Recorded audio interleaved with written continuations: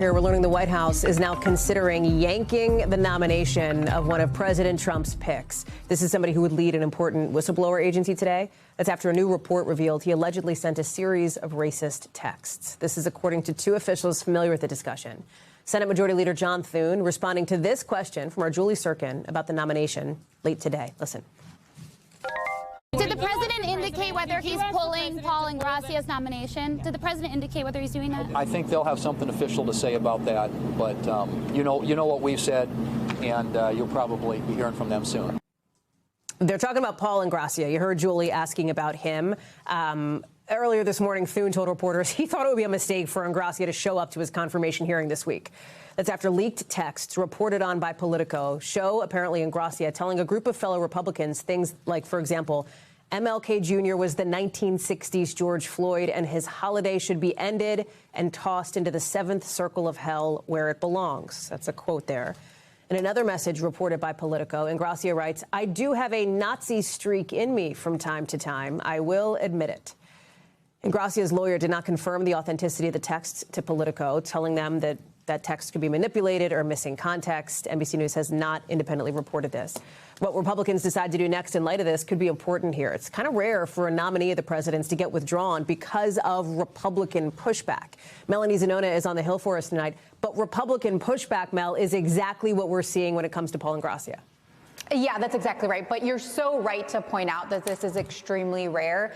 Despite the fact that Republicans have had concerns and hesitations about past nominees, overwhelmingly, they have shown a lot of deference to President Donald Trump when it comes to his nominees. And really, there's only a handful of examples where Trump actually had to withdraw a nominee because they lacked the requisite support from Hill Republicans. I think the most prominent example is probably Matt Gaetz, who was nominated for Attorney General. He didn't even make it to a confirmation hearing.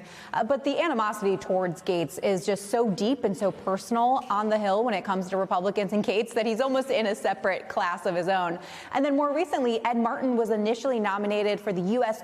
Attorney for D.C. He did not have the support. He was withdrawn and eventually appointed to the U.S. Pardon Attorney, which is a non-Senate confirmed position. But like I said, for the most part, Republicans have really just rubber stamped Trump's nominees. And so that's why it is so different to see them actually pushing back on someone like Ingrassia.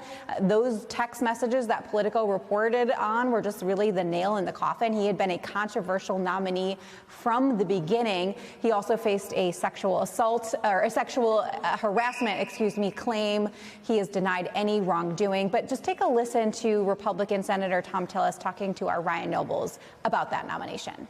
It seems like we have a couple of members of the Committee of Jurisdiction expressing no. Normally, in the past, that was the end of a nom, and hopefully it is in this case, but I'm a no all the way through. Now, as Tillis alluded to there are three Republicans on the committee that is supposed to oversee his nomination who have said they would vote against him. So that would be more than enough to sink his nomination. As of right now, though, his nomination's still on the schedule for Thursday. We'll have to see whether or not that changes, though, Hallie. It feels, Mel, right, like it's just only a matter of time. I mean, I feel like that feels very safe to say at this point. Yeah, absolutely. I would say that his nomination is probably cooked. It just hasn't happened yet. Mel Zanona, thank you. Appreciate that. We thank you for watching, and remember, stay updated on breaking news and top stories on the NBC News app or watch live on our YouTube channel.